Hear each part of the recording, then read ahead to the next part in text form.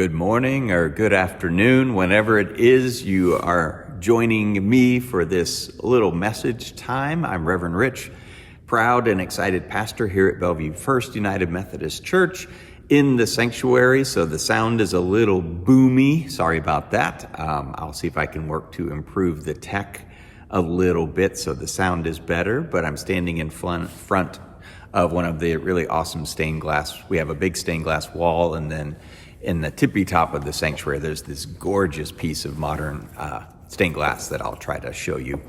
So anyway, welcome to what is the last in our opening worship series together, the last Sunday. And the theme, the basis for this worship series has been truth, talking about our truths, and especially in terms of speaking our truths as an invitation, as an offering to God, so that God can do something new, whether it be in us or between us.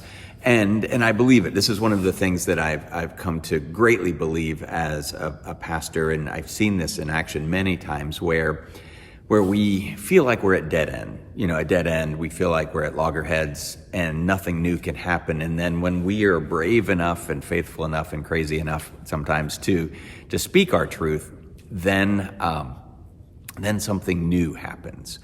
And so as we started off in this series, we talked about our truth that we're pretty tired, and that's okay. And we offer that to God. And then we talked about how maybe we are, as followers of Jesus, as modern Christians, maybe we're bored.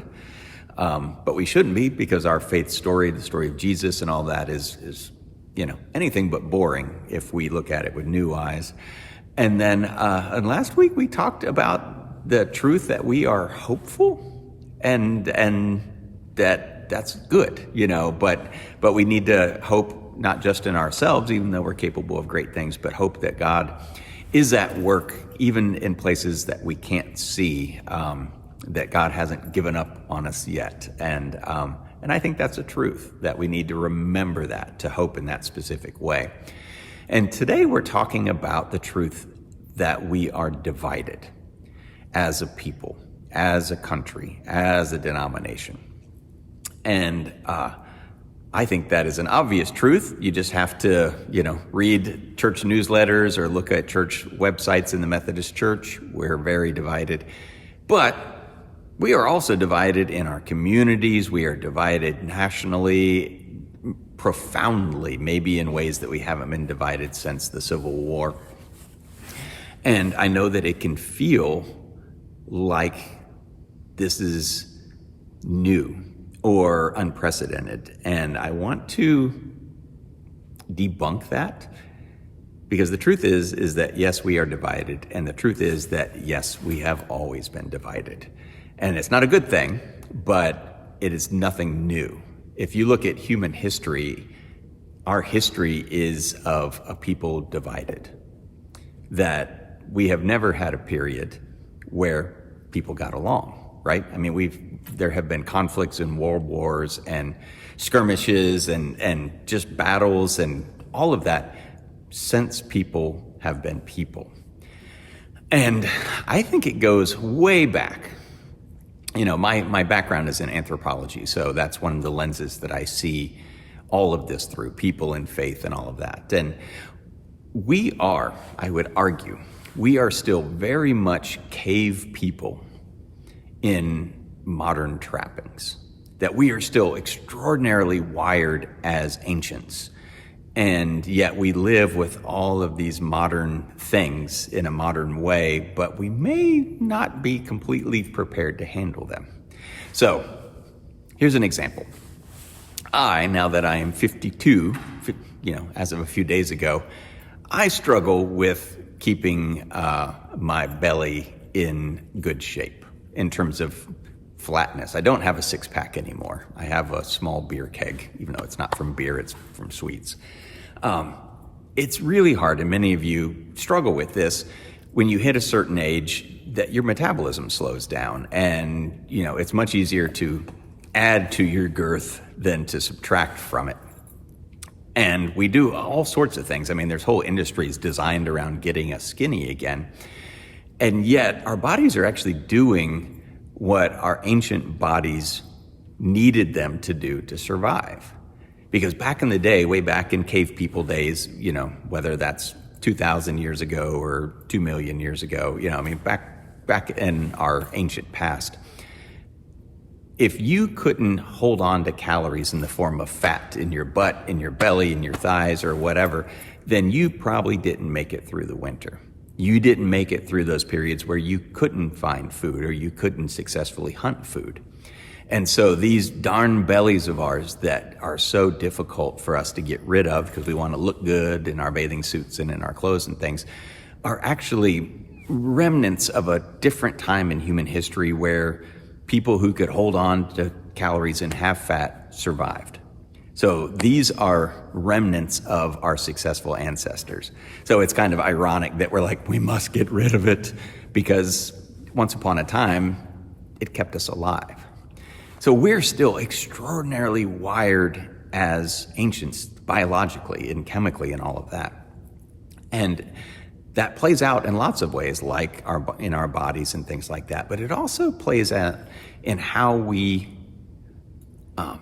interact with each other. Because once upon a time, and this goes back to social anthropology and all of that, and this still exists in certain cultures that have been cut off, tribalism was how we survived. So the world back in ancient days, even though sometimes movies and things, and books try to present it as idyllic, it was rough and violent and scary. And if you did not have a group of people that took care of you and protected you and you were invested in protecting them, then you didn't survive, just plain and simple.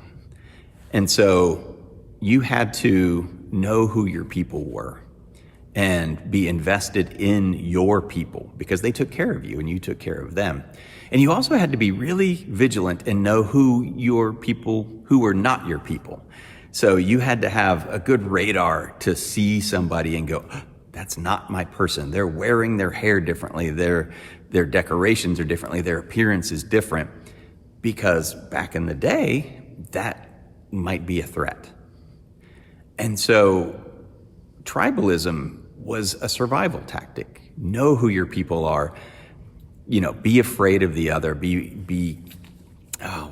Cautious around the other. Be slow to trust if somebody is different from your people. And you can see this actually in most cultures, especially this is very true in Native American cultures, but we see this play out around the world that in original languages, when a group has a phrase for itself, it is almost always equivalent to something like the people, the true people, the real people. And the word in most languages for others who are outside that tribe, outside that indigenous group, almost always translates into something like the non-people, the enemy people, because as they developed and as they developed language, we see this tribalism encoded in their language, and that tribalism, says, my group good, everyone else bad, threatening, here to steal our resources, and all of that stuff.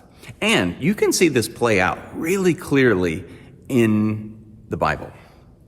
So our spiritual ancestors were incredibly tribal.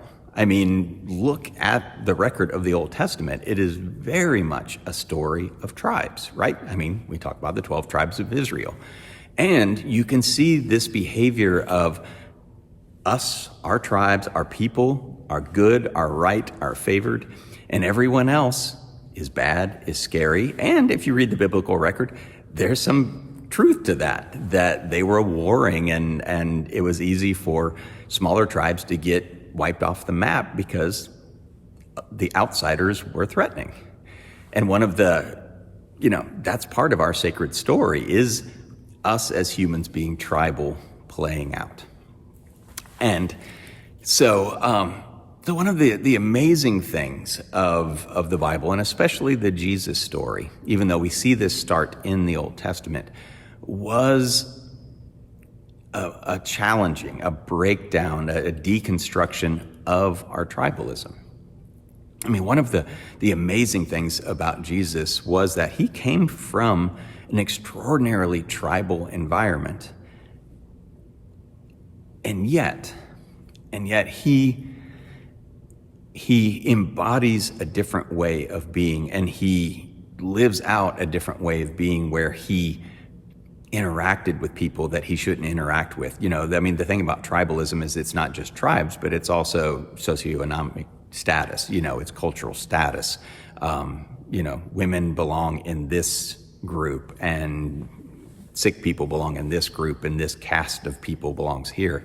That's tribalism on a micro level. And one of the remarkable things about Jesus is how he challenges that, how he exists in a way where he is an antidote to tribalism and an embodiment of untribalism. I don't know what word, an expansiveness of relationships and a different understanding of who is a people.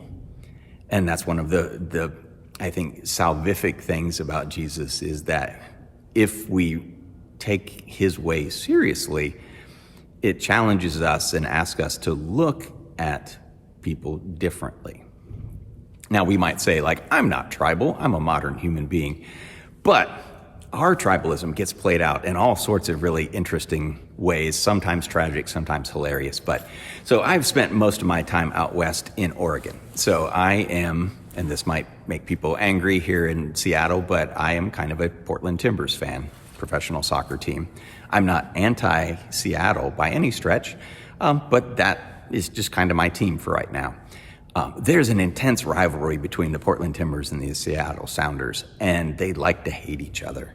And there's all these chants in the stadiums that are usually pretty profane about the other team and all of that, which is kind of funny, but it's incredibly tribal.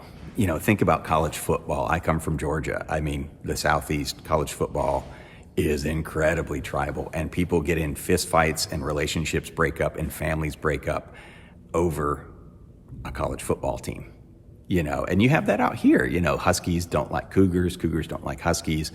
In Oregon, Ducks don't like Beavers, and all of that stuff. I mean, we have these tribes. I mean, think about how it used to be between denominations, where, Methodists really looked down on Presbyterians and wouldn't associate with it. And God forbid you married a Catholic or something like that, because it's tribes, right? Now we've changed a little bit, and now we're like, how are we different from the Presbyterians? I don't even know anymore, but once upon a time, people didn't really know what was different. They just knew that wasn't their tribe. And blessedly, that's changed a little bit, but think about how politics are these days. I mean, good gravy.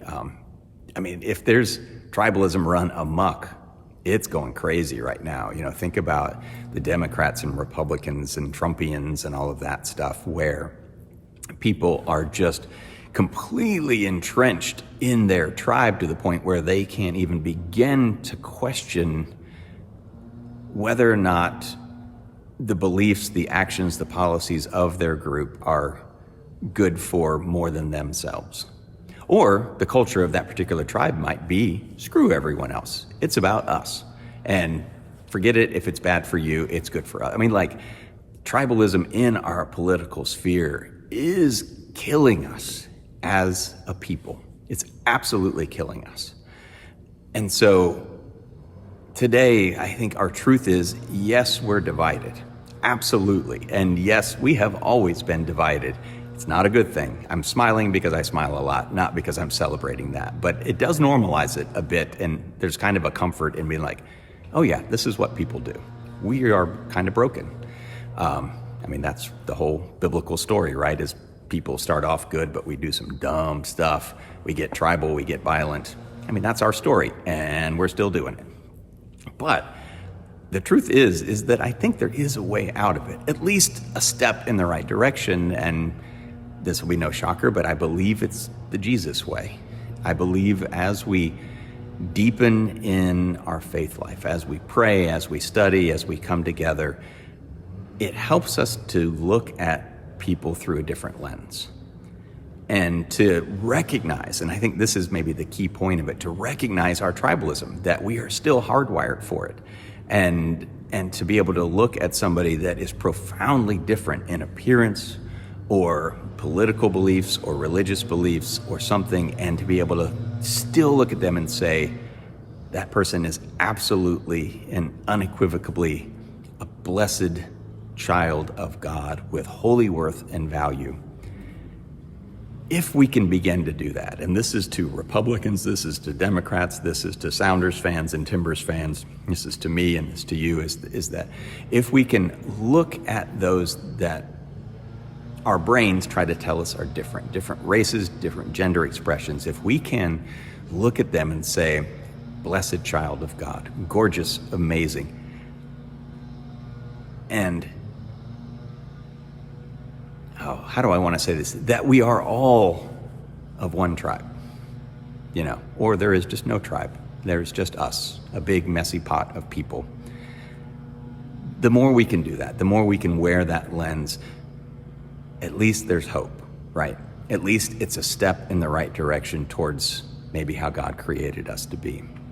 And so there is a couple truths for us there, and we'll end our worship series on that. The truth is, yes, we are divided. The truth is, yes, we probably always have been in a really messy way. And yes, there is a way forward if we're willing to, put on the right lenses. So go in peace, dear friends, to all my Bellevue people. For those who are worshiping from home, I would love to connect with you, so be listening for a phone call. Love to see you in worship as well, if it's safe for you to do so, so come and join us again.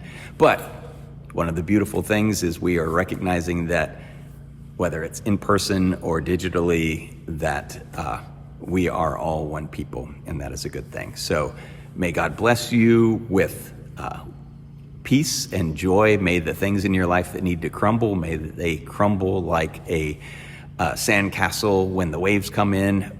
May the things that need to be built up in your life, may they be built up strongly with bricks and mortar. And may you have some joy and humor in your life. And that's all from me. Blessings and amen.